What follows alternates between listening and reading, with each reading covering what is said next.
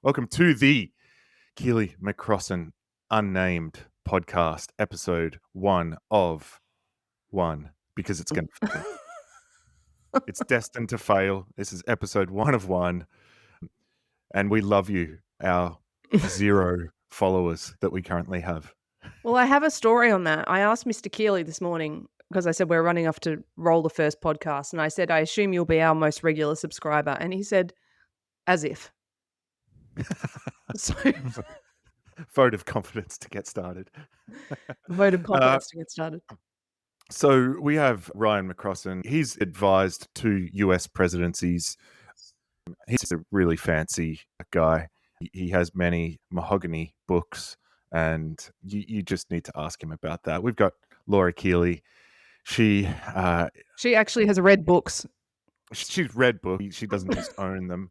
And she's an ex-barrister. Look, these guys are the best of the best, but what I'm going to try and do is bring them down to my level.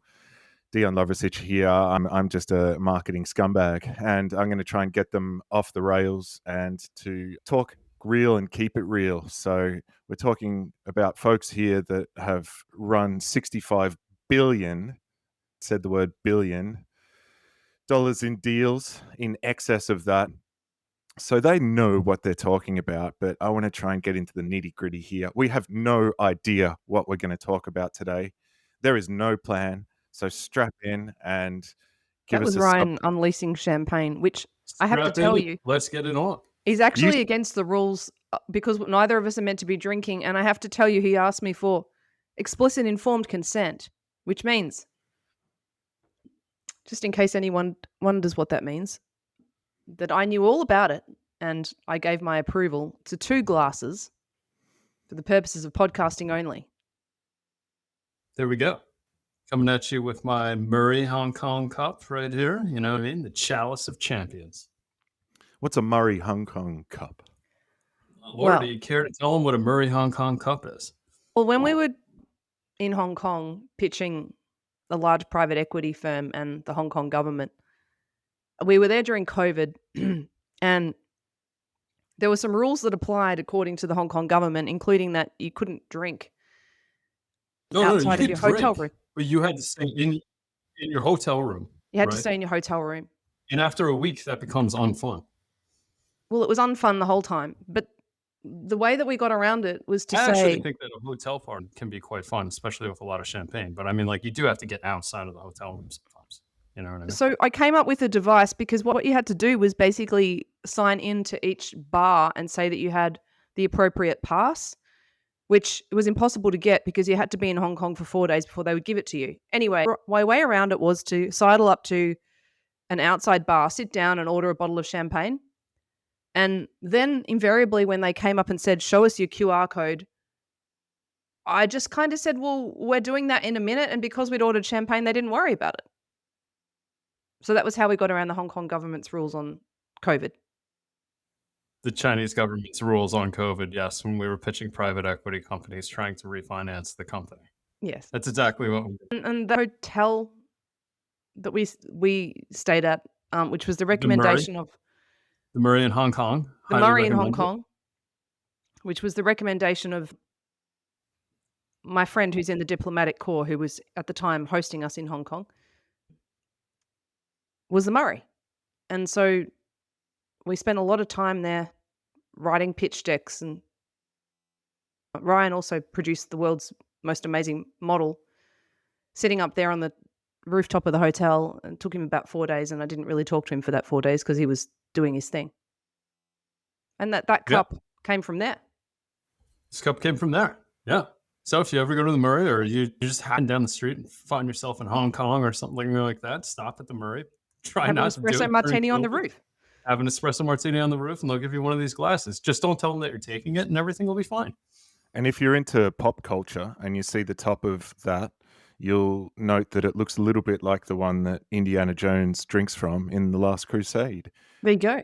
The cup of life. And so I guess that means you've got eternal youth now, Ryan. I thought it meant that I was God, but eternal youth is fine. It's the same thing, I suppose. So I introduced you, Ryan, and he probably hates me for this, but pretty much I can't get past the fact that you've advised 2 US presidencies. Now, was I I don't know why you get so hung up on that all the time. I haven't advised any US presidencies, but I've read a lot more books than Ryan. Yeah. No, let's just briefly dive into this because it is true, isn't it? Yeah, well, I mean, like, look, as part of a team, for a brief period of time, I was at a very large advisory firm, and we had a specialty when it came to public healthcare regulation. And a presidency comes in, a presidency goes out. They want to know what the heck is going on, and they call the people that know what's going on. And we wrote an opinion paper and gave it, and heard back, and sometimes not heard back when they didn't like that opinion. And the rest remains to be told. If you're a Medicaid recipient, then in New York, then you're probably a recipient of that advice. Hey, that's pretty cool. No doubt there's a fair amount on both sides of the fence there, but regardless, the impact that you've had is extraordinary. And you say you had direct communication, in other words, with the presidency, with 2 US presidencies. It was just, yes, it was the office of the presidency, right? So, Yeah, it's the overall, administration.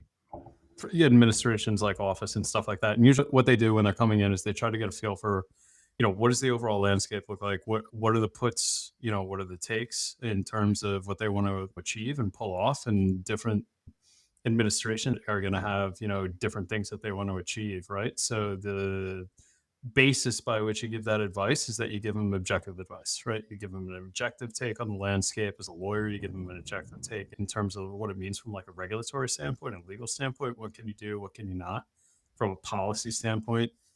Now, for our listeners here, you got to realize you got to realize that I'm talking at the moment to extraordinarily senior lawyers.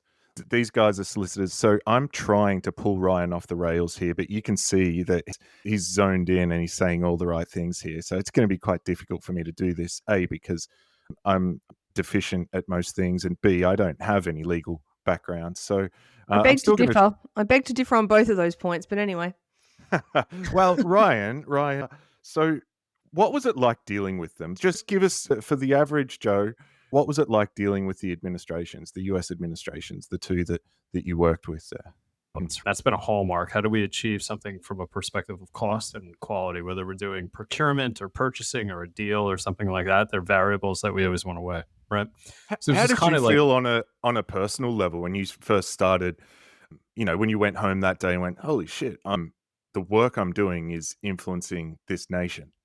I felt like I probably needed to go out and buy like a nicer suit, in all honesty, because all I had was a sheer black Brooks Brothers from federal court practice, and I kind of looked like a little bit of a moron. But outside of the attire, no, I felt proud. You know what I mean? Like, we're in there, we're being asked for our advice, right? And we know that advice is in some way, shape, or form going to work its way into policy and perspective and the way that people are operating at the highest levels, right? So it's like the best thing that you could do as an advisor is advise on that level, or advise the office of a CEO, or advise the lead of a regulatory council, right? So when you're advising the office of a president, you want to make sure that everything's tight. And I think like really good things like that, they take a lot of practice. They take a team in order to like give a balanced perspective. I think Laura and I were actually just talking about it today, that really the only way to flesh out these issues is to have people that feel comfortable enough in their own shoes and in their background, challenging people, right? And challenging each other as an internal team, right?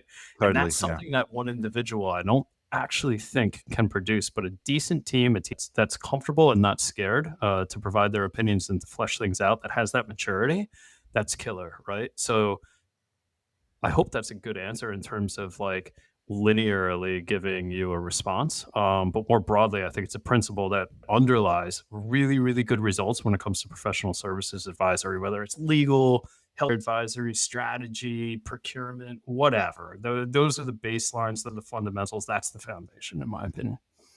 Yeah, all right, I'm going to come back to that. I want to just flip to Laura now and ask her, because Laura is a former barrister and she's, to my understanding, been critical in executing deals, individual deals to the tune of 8 billion or thereabouts, Laura, if I'm correct there. I think it's a little more than that, but that's fine for now. We'll leave it with that.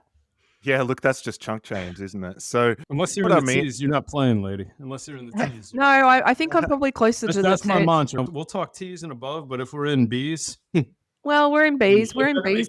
I think we're probably closer to the 20 than the 8. so 8 was so one. okay, so there's a lot at stake, and I don't know if my line of inquiry is right here, but I guess what I'm looking at, we're just talking about how Ryan was, influencing, the direction of a nation there in the US, and Laura, you've had some really influential deals as well that you've had to do. So, what's your equivalent here in Australia or wherever you were at the time? Well, I mean, most of my work has been private client work as opposed to Ryan in government policy. But I guess in terms of influencing government, I've usually been on the defense side. And I do a lot of regulatory defense work, which I enjoy. So it's quite important to be able to hold the regulators to account. In fact, the other day I was at a luncheon at Ashurst with the ACCC commissioner talking about the new merger notification rules that are coming in. And I was a bit provocative because I asked the question, well, what's the remedy if the ACCC messes up one of the elements, which is quite difficult, which is how much they share of the confidential information of the two merger parties. And, I guess that's always the stance that I've taken, is to try to influence the regulators to look at how they conduct themselves, and to make sure that they are, with their almost infinite powers, doing it in the best interests of the community. So that's probably as close as a brush that I come to influencing policy. It's very much on the David side of the Goliath fence, if that makes sense. It I think it's does, really but interesting though, Laura, because like it's good to have that operational perspective, right? Like, because you're advising like within those laws, right? You're advising within like the output of the receipt of the policy advice and the decisions that are going to be made like down the line. And I think what's really interesting when you're hitting it at those like really high levels, Dion, like just to circle back on like the question that you had, like it's almost impossible like to really think through all the iterations, the gyrations and stuff like that in terms of the way that it's going to play out, right? So I think like one thing that I see, having like advised as a non-lawyer, like as a strategist, right? In that particular case, like a government, kind of like advisory strategist, but nevertheless, like how do you get to your goals? Where are you now? What's the gap to goal? Where do you want to be when you're an adult, when you grow up and stuff like that? What you don't get though is the practical practitioner's perspective at those different levels or those different altitudes of how it's going to implicate things on the ground. And what I actually see is like, and I think this is like an improvement point for any government or like large organization, is like there's a lack of or a really, really poor feedback loop from the practitioners. And I don't necessarily mean legal practitioners. I mean people that are operating within a system that's set up, right? Yeah. And there's a lack of a feedback loop, like in terms of like getting to like the highest or getting an earshot, like on Isn't the that highest. crazy? Isn't that Yeah, it's crazy? I crazy. don't know. I disagree with that. This day and age. I don't agree with that. You disagree with I that? think in Australia, yeah, I disagree with that. In Australia, I mean, I've been in the Law Council of Australia a lot on the Competition and Consumer Committee and the Corporations Committee. My experience, but I mean, I was at the bar a lot of this, but my experience is the regulators are actually pretty close to the practitioner community and take a lot of their feedback on board. I mean, it could be different in the US, and I don't really know, but they do listen to what the lawyers have to say, and they do take the view of the top tier firms and in particular, from my experience, the view of the top tier firms, the general counsel community and the bar extremely seriously.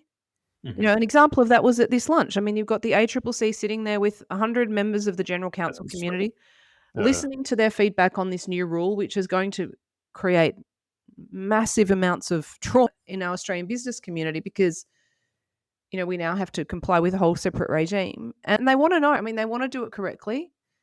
And I think that goes for ASIC in my experience and the ATO as well. I've been dealing more with the energy regulators lately, and I think they're quite new to this, but I also think that they do try. But to Ryan's point, It's only when you're in the nitty-gritty of how these policies and procedures actually work in the live business where, you might have computer systems, you might have hundreds of thousands of people trying Yeah, to I implement mean, these like, rules. And you can write these rules in isolation, but until you're on the ground advising someone how they work in practice, it's very, very hard for them to forecast how anything's going to actually work. And then you've got a whole bunch of judges whose job it is to work out whether it works or not, or whether someone's breached the rules, almost in an academic sense. well, and it's crazy because like if you take that, and we're talking about like government health policy. That's how we like started this conversation. And then we're talking about like, I think Laura, like in your use case most recently, it was like mergers and acquisition, like policy and some regulatory changes around that and what it's going to mean from the legal practitioners, like that community, that lens, what it's going to actually mean from, the businesses that you're advising and stuff like that. And like, what I really think is that like, no. Laura, you were going to interject. So I just wanted to talk about chat for a moment because the way that I've been leveraging it in my practice is to use it almost like a third member of the team. And because one of the things I've really been noticing since Ryan and I launched Keily McCrosson is that's different from being at the bar where I was advising solo is it's really good to have him as partner because we're able to test each other's legal theories. And that is what happens when you're at the bar, but it's a little different at the bar because you're an independent advocate and you have to come up with your own view. And then that's shared among the team of solicitors and barristers, and everybody works on it together, but you still have to have your own view. And that's your duty to the court and to the client. Whereas as a partnership, we're able to have our own view and then advise jointly. But the way that I use chat is to kind of ask it for holes in the advice and use that as an insight. But what I'm noticing, and I think Ryan's noticing as well, is that, well, two things are happening. One is the client is better informed, which is really excellent because you don't have to explain a whole lot of background stuff. Like they come to you knowing a lot more than they used to know. Yeah. So you don't have to do that job of educating them to get to you don't have to educate them to the same extent because they're coming to the table understanding more about the principles than they did before. So your client is a much better client than they used to be. And you can get deeper.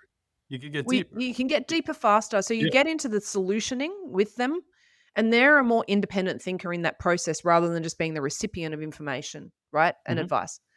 But the bit that chat is washing out is it's very good at telling the asker of the question what it wants to hear. I was literally, if I could interject for 2 seconds, right before this, Dion, I went for a run. Laura was kind of getting her day started and stuff like that. And what we did, we have a good history of like me running and talking to her, but we talk, right? Like while we're fleshing out this legal issue. It's pretty complicated, multi-jurisdictional, Australia, Swiss, there's like Kiwi law in there and stuff like that. Crypto, talk about gray areas. It's like, it's insane. It's complicated stuff. And what we were doing was what chat wouldn't do. Chat kept validating what we were saying and stuff. Laura, what inspired you to leave big firm law and build a legal tech company? Really, that was because I saw so many fucked up things in the legal system that I was probably naive enough to think that I could try to fix. That's blasphemous.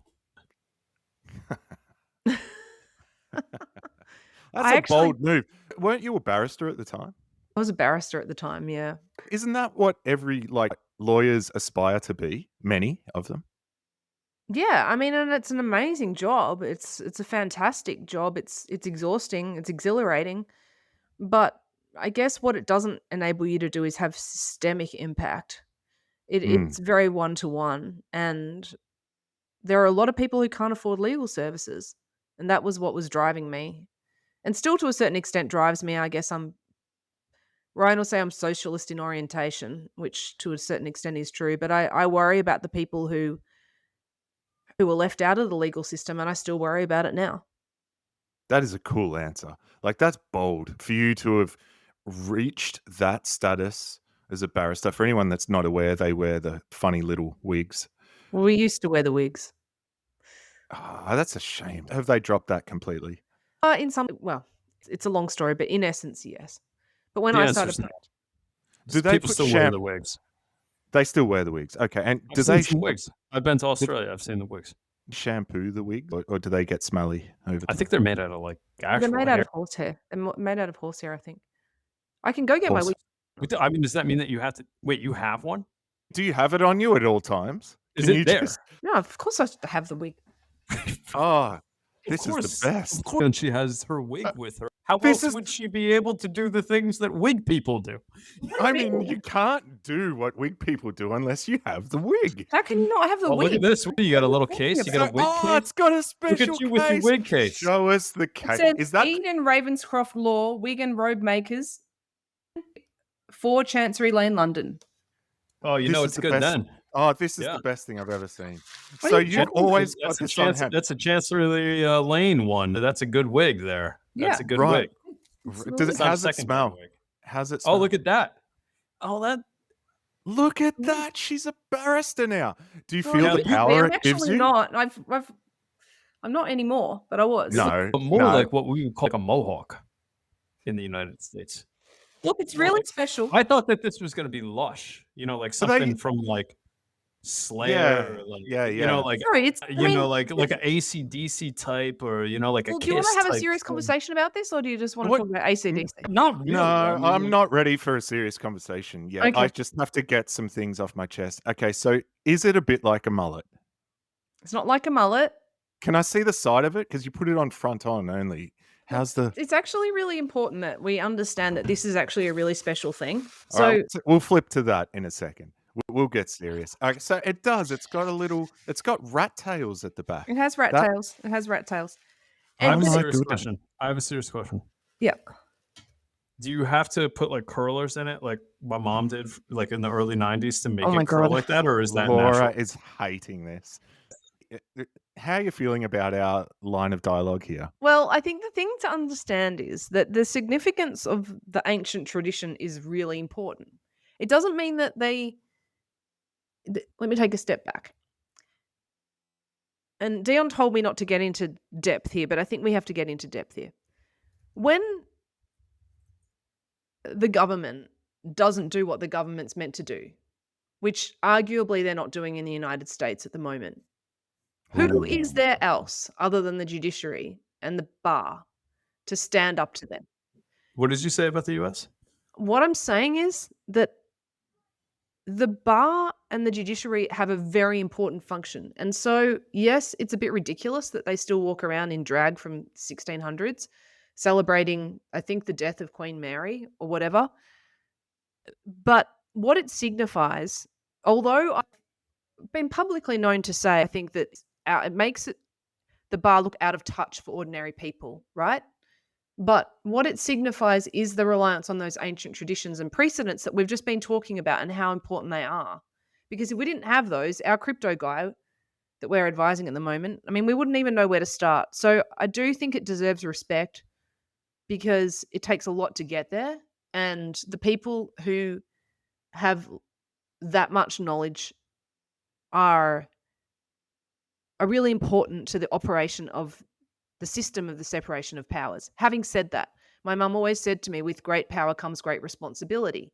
And I believe that. So trust the legal system and the lawyers to do their role and do it well. But it is important that they acknowledge the fact that there are a lot of people who don't have access. And so that's the dichotomy I'm trying to draw out here. It's not about making fun of the bar. It's about saying the bar does an amazing job, but there are a lot of people who are left out. That's what a mediation was about. How can we fill that gap in so that it's not just there for the people who are really poor and desperate and about to be incarcerated and companies? Because there's a lot of other people out there who need legal services. That's my rant over. Okay, I think it was a valid rant. I like the respect that you give it, and it does seem a little antiquated to me, but I certainly don't have the experience that you have. I want to know, has anyone ever appeared in court with the exact same haircut? Just to bring the whole system down. I think I was in federal court living in Indiana in the Southern District one time, and I got a pretty bad Great Clips cut, and it looked pretty similar to your wig there now, Laura. I'm not saying that makes me a barrister, but in direct response to your question, Dion, I think someone has actually appeared in court, a U.S. court, federal court, with a haircut that looked quite similar, in my opinion. Fair enough. All right. So It's not a joke. Ryan, is it a joke? No, it's not. I'm just saying. I'm clarifying the record. So here with us, Ryan, federal level advisor, is that right? Well, so I mean, that was in reference to being a litigator and being an in-court litigator in federal court in the United States at the trial level, right? So you're not doing appeals, right? So you're not saying to the adult judges, hey, the little baby judge maybe made Did you just call the federal court non-appellate judges non-adult judges? Listen, I'm just putting. You might want to retract that, Ryan. I'm just saying, I'm putting it out there. This is the way that the people, the proletariat on the ground think. Of which I am one. You start there, you're never going to really truly leave. It's a happy home for me. Ryan's very proud of the fact that he's actually a really good plumber.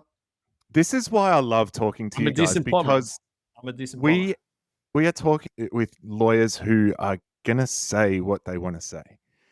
They're not afraid. Like, we've just called them the adult judges, and what does that make the others?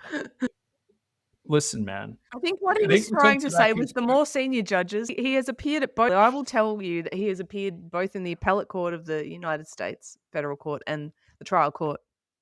I love how quickly you backed out of that. You can hear in the audio you're backpedaling on that, and the beep beep that your brain was making. I'm just not saying anything. I'm not responding anymore. You know what I mean? Like, this is a full frontal. I'm just saying, if there's an adult in the room, there needs to be a child. If there's a child in the room, there needs to be an adult. I like it. And based on, Laura, back to your point about the wigs, we don't need these esoteric formalities because we have checks and balances over here.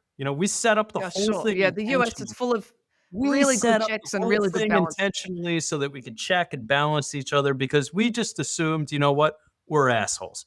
If you give me an inch, we're going to take a mile. That's just generally the capitalistic flavor that we bring to the table, even in our court systems. But you know what? We knew what was going on. We said, all right, we're that kind of person, we're that kind of people.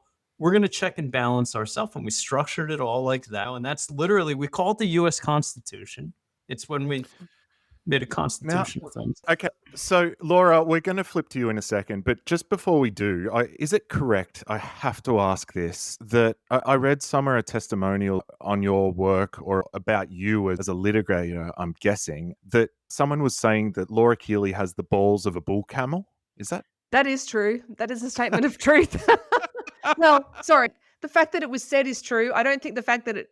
But you have the balls, yeah. Okay. I don't know. But I've got you. Ryan has a very generic statement, which is like balls out, tits out, because he knows I get really upset if someone talks about someone growing a pair because it's really, really... She said it was chauvinistic.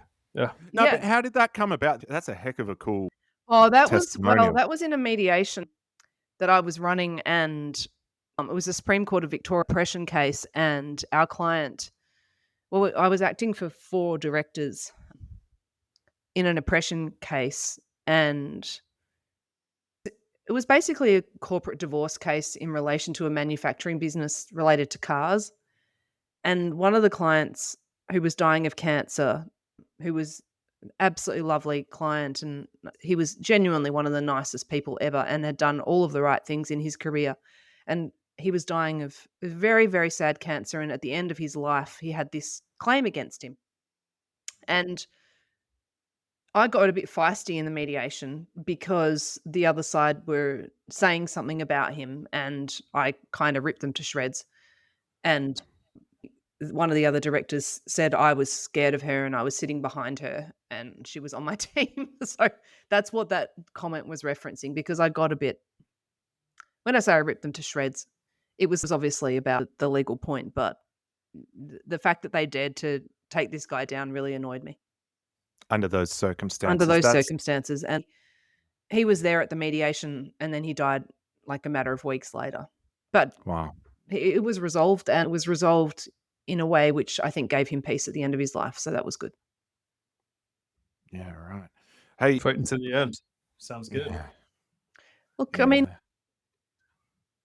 one of the reasons I've flipped back to being a solicitor is I do like being in the boxing ring with my clients. And, we've been advising on a matter recently where we've been very close to the client, almost hour by hour, minute by minute. And at the bar, you can't really do that because you're one layer removed, and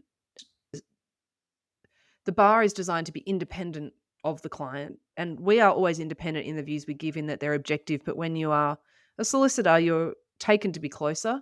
And I am very much an advocate that's for the client. And if Ryan has one criticism of me, it's often that I'm an advocate, not an analyst, which I disagree with. But I do like to be out there for them. I really do. I think it's interesting, like in the Aussie English, like traditional Commonwealth system where you do have the barrister solicitor dichotomy, right? That's cool. I wonder, because you mentioned the firm that you guys have recently launched, Keily McCrosson. How are you finding the response from the businesses and individuals, I think it is, that are contacting you? Are they surprised when they realize that they can talk to Laura, you as a barrister previously, and Ryan, you advised to US presidencies? Are they expecting to talk to someone more junior and they call up and they speak directly with you guys? Yeah, How's that unfolding? they love it. They love it. I mean, I've had direct experience with clients calling me who are, to a certain extent, individuals with, because we do commercial work, they're usually individuals with a business problem or a civil problem, not a criminal one or a family Mm. one. But nevertheless, they're sometimes individuals. And I think they are very surprised and pretty delighted when they get that level of attention and responsiveness that we naturally give. So, Ryan, to flip it to you, how is the firm now working with clients? At what level? Because my take on this would be that you guys are dealing with really high stakes cases. It's not the run of the mill type of legal case. Is that correct? Yeah, I think it's yes and no, right? And we're at that really cool point where we can deal with appropriately, like the person that is in an acute situation. Maybe from a legal standpoint, it could be very straightforward, and they really just need to talk to someone quite quickly. They need a good steer and they need really good advice. And we're seeing some of that come through. And I think that that's wonderful, right? Because it really allows you to flex that muscle when it comes to the warmth of the client advisory, right? But I think more so and more so what we're seeing is that people are operating in new realities, in regulated spaces that are potentially emergent and therefore unregulated, or they're operating cross country, right? Where it's not really clear where things are going on. They're happening more digitally and stuff like that. So we're seeing in one bucket clients, whether large or big, asking for advice in gray areas. And they're usually quite sophisticated, even if they're independent actors or they're part of a large organization. And yeah, I think we're giving good advice in that regard. I just wanted to say that a lot of the work that we're getting involved in is cross-border in nature. And I'm working on a transaction at the moment, which is Australia, Singapore, United States, and India. And one of these matters that we're working on is, as Ryan said earlier, involving American, Victorian, and Swiss law. And there's another matter that I'm working on, which is an Indian Victoria matter. So there are definitely themes that are coming across where it's not a B2B client, but it's a B2C client, but they're usually some funky element of the deal or the situation that they're in that requires pretty niche experience. To what degree is it about their reputation? Because I have no lens on this at all. I'm wondering if they're coming in and they only care about their entity or the business that they're operating in, but surely that has to transition into their personal life, and their personal reputation and professional reputations are on the line. Is it about trying to fix that problem for them plus the commercial issue they may have? It absolutely is. And one of the things that's come from Ryan's business background, and I'll let him talk to this in a minute, but we always do what he calls a MECE analysis, which means that we consider all of the available options on the table and then analyze them. And we go through a very structured analytical process. One of the elements that we always include in that risk assessment is reputational, personal, or familial risk. And it's absolutely critical whether or not you're a founder or CEO of a company, or whether you're an officer of a company, or whether you are a person operating in your own right, that lens is taken into account, because that is often one of the biggest elements of dealing with a legal problem. And we almost always see that is like one of the top 3 things. What does it mean for me at the end of the day, Dion? And can I just circle back to something that you said earlier, which was that people's goals are often more aligned than they realize. So what I find in dispute resolution is often people are very positional, and their lawyers getting involved makes them positional. But in fact, there was usually something at the beginning of whatever transaction that they had that meant that they really liked the person, or there was some commercial imperative or something, which meant that there was a human to human interaction at some point, which has gone off the rails. And usually the key to dispute resolution, I find, is figuring out what the reason is that they're fighting. The legal thing may just be input, or it might be a reason, or it might be an excuse. But if you can unlock what the human element is, often that's the key to resolving the dispute. And people's goals often are more aligned than they realize. How It's really satisfying is it? interesting. Sorry. Yeah. No, it's okay. I just wanted to take a quick dive into the emotional side for your clients. Like, when you come through for them, how is that received? Oh, they love it. I mean, so we've been advising this client that literally he reached out through the website 2 Saturdays ago, and I was sitting down at Lake Ondale on Bridge Road having a coffee with my husband. And this guy reached out and said, "This is the worst day of my life. I need someone to review an agreement." Wow. And we've been there with him literally minute by minute, subject to our other work that's going on, but in a 24-hour cycle. I was Because just checking to see if we had any messages from him. We have a direct DM with him to facilitate being that close. That's right. And he said to me, "You are the most personable lawyer I've ever come across, because I've never had a lawyer talk to me on a Sunday night or text me at 6 a.m. in the morning." And these are his words. But that's our brand. But the hallmark of that brand for me actually stems back to when I was at Slaughter and May in London and working for some of the best lawyers that the planet has ever generated, including one of my mentors and friends, Sir Nigel Boardman. And he taught us how to practice. And I had been taught how to practice in Australia, but he took it to the next level of giving us a ways of working session as junior lawyers. So this is now, for me, nearly 20 years ago. And he talked about the value of being a trusted advisor, and that his clients call him when they make any decision at all, whether that be what school to send their children to, or a business decision, or a legal thing. And he talked about the value of being really close to your clients and being there for them in the trenches. Now, what that does do is it can destroy your personal life. This is me talking now, not Nigel. Because, you're with your clients all the time, but you've got to be there with them, because you've got to be lockstep with them. They're going through, in our case, an extremely difficult situation. And if you're not there with them, I just don't think you're doing your job properly. So what if we sidestep the legal side of this for a short while and hone in on the business problems that folks are having? How consistent are they? What types of issues are you coming across? Ryan, maybe you can kick us off here. I'm just curious about, I respect that you probably can't talk too much about the current, but if you just leverage some of your background, what can you tell me there about the types of situations people have found themselves in, and you guys are the ones with the specialized skill set that can get them out of that big rut that they're in? Yeah, I'll take this one. I mean, like, most of clients that I'm seeing come through the door now. And most of the times that I've really had one of these hallmark advisory experiences are people that are really in a bit of a pickle and they don't know what to do.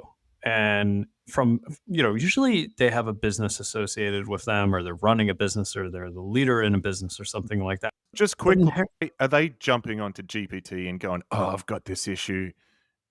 Yeah, no, I mean, because these are educated people, right? Like they know the power of that tool, right? And really what they're doing is they're jumping onto like chat, or they're jumping onto like one of the other LLMs, and they're saying, I got this issue.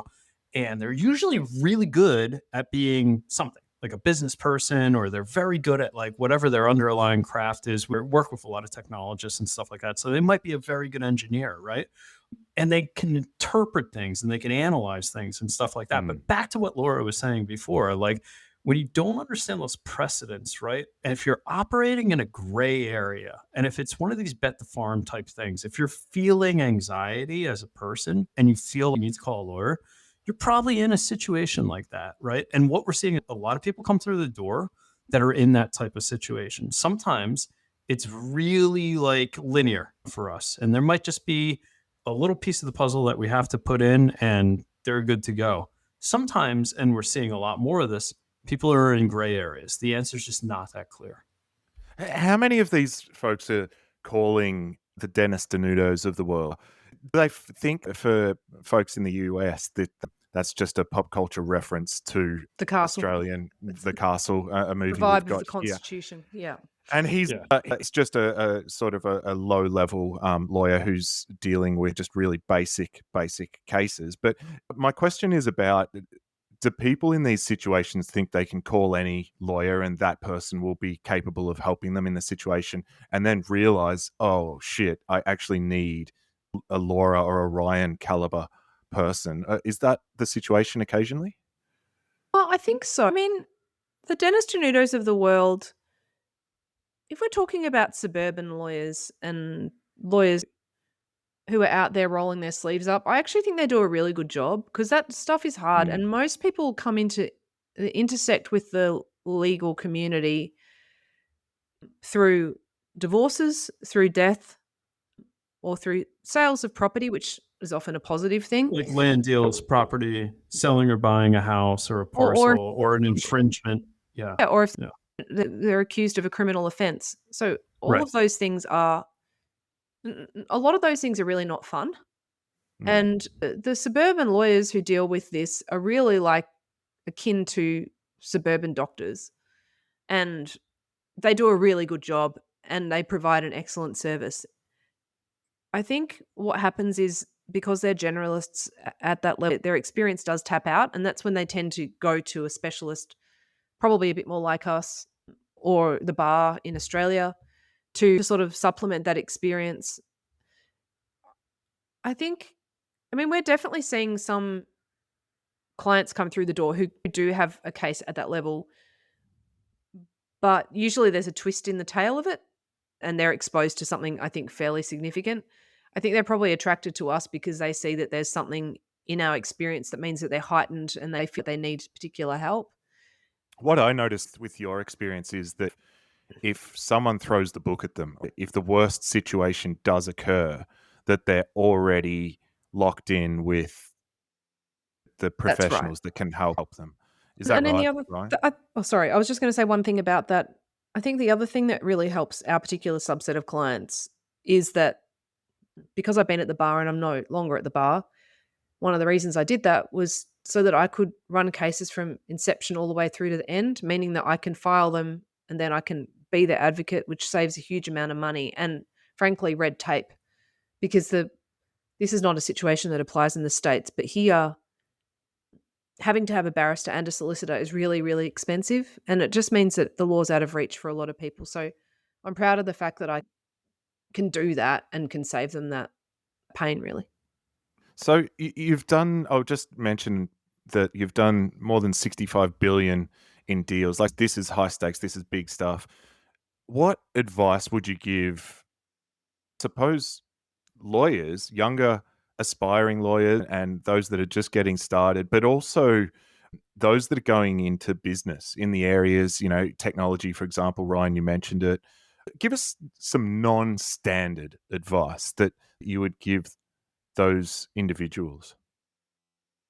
And I And think Laura? what we see is, I think that's right. I think what we see is a lot of lawyers answer the legal problem, but they don't answer the whole problem. This doesn't apply to everyone, but it does apply to some. And that's because it's interesting. I mean, you don't want to be an interesting problem for a lawyer. It's like you don't want to be an interesting cancer for a surgeon either. It's the worst case scenario that you really find yourself in. Right. But when there is one, lawyers can really get down and dirty on that because they love it. That's what that's what they're there to do. They're there to flesh out these really difficult legal problems. But you can't lose sight of the client's objective, to Ryan's point. And I think where we see people fall down in litigation and in transactions is where they haven't thought it through and then they haven't got the legal machinery around them to protect them, to make sure that they're on the guardrails that they need or the tram tracks that they need, and everybody else is as well. And if that documentary framework isn't there to protect them, then they can wind up in a whole lot of hot water. So that's probably the key advice for me, is to make sure you get yourself sorted out at the start. And that's where the benefit of some of our experience, or my experience, I guess more so than Ryan, in drafting large deals, the benefit of that, if there is one, is not the zeros on the checks. It's the fact that those large corporates who pay £4 billion for a deal like I did, that Hilton Hotels deal, client bought all of the hotels of Hilton worldwide, and I ran that deal. The benefit of it from my legal brain is that the client spent an enormous amount of money making sure that absolutely everything was perfect. So you get to learn how to draft at that level of closing the gaps on every single conceivable risk that exists. And so then when you take that practice and you apply it to somebody who's literally dealing with a 10 million problem or a 100,000, you're actually giving them experience that you're giving them legal services that they wouldn't get if they went to the fictional Denudo type character. All right. I tell you what, let's go for a change of pace. I'm going to just fire some questions at you guys and think, is it going to derive some interesting answers? So I'll start with Ryan, and I'm also going to cut you off. Like, I'm going to give you like max 10 seconds, maybe 20 if you're going good to answer these. You ready for this? So Ryan, Hold on. Now I'm ready. All right. If courtroom robes came with sponsorship logos, which brands would you wear? I don't know, man. I feel like I'd put a good old American flag on it. You know what I mean? And we don't wear robes in the States, so I would inherently be in a different. I should have asked Laura. All right. I got a you're rep. right. You know what I mean? I got a rep. Maybe I would put the New Jersey mosquito flag on it. Don't you guys wear like at least a smock? No. Isn't there? No, we don't wear a schmuck. The judges, they get to wear a schmuck. Even the magistrate judges. You know? Okay, but not okay. Babies. All right, so the baby. Well, no, the babies. They're like the embryos. that's my bad. That's my. Laura, I got to ask you the same thing. Like, what sponsorship logos would you have? I think it's Nike. Just do it, isn't it? Okay, that's cool. Hey, Ryan, which ancient philosopher would have made the best opposing counsel? Best opposing counsel, yeah. I mean, I definitely think it would be I don't know, like a Socrates, right? Like they would just be going off into the ether and drifting away, eventually find themselves outside the courtroom and default their judgments and stuff like that. And you'd be sitting there waiting. I think everyone would end up going, "What were we actually here for again? What were we?" Yeah. If you had And then I'd come in with my whole goal thing, like this was the goal, and now here's where we're at, stuff like that, and give some grounding to the whole thing, right? It's great to be theoretical, but we live in reality. Okay, that's more than 10 seconds. Right, Laura, if you had to cross-examine, I earned it. Yeah, remember you got to earn it. I earned it. A fictional character, Laura, fictional. So if you had to cross-examine one fictional character so that you could destroy them on the stand, who would it be? Can I say Donald Trump? Is he fictional or fuck. real? He's borderline. It's Yeah, gonna get picked up for all the most he's interesting reasons. borderline. You know what?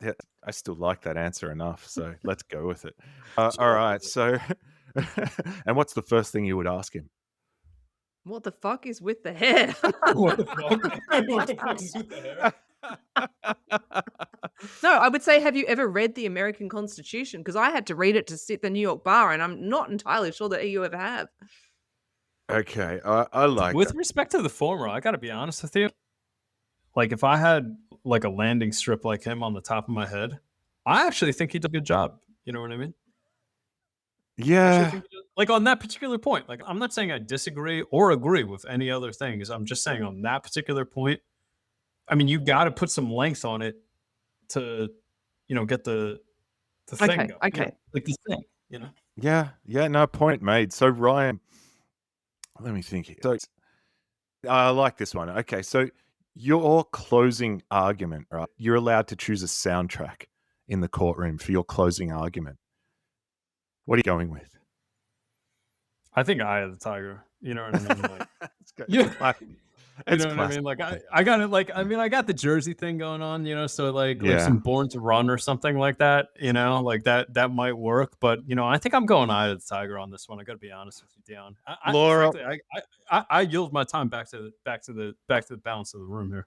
I mean, surely that was the first thing in everyone's mind. If Laura, it's what? not, then like honestly, like I'm. Well, I considering was rushing thinking it. Elgar's Yeah. cello concerto or Rachmaninoff's Oh, yeah, piano Elgar- concerto oh. last movement, but Oh, don't worry man. about it. Oh, yeah. Laura. Oh, you know what? Actually, you know what? I forgot. No, I forgot Elgar's concerto. I forgot Elgar's concerto. Yeah. You know what? Actually, let me retract my answer. I'm going to put Elgar's. Yeah. You know what? You and I are of like mind. We're both. Well, geniuses. you guys in Jersey have a reputation for being extraordinarily cultured when it comes to classical music. So I don't actually know what I'm talking about there. I'm just taking a stab. You're on the money. It's fine. Am I on the? To know that? No, that's about All right, here's one for Laura. What legal precedent would you erase from history just to see the chaos unfold? The snail in the bottle case. I can What's give you that one? mine. What's the snail in The the? snail in the bottle case was the original judgment which established the law of negligence. And I don't even know that. what do you mean? I don't even.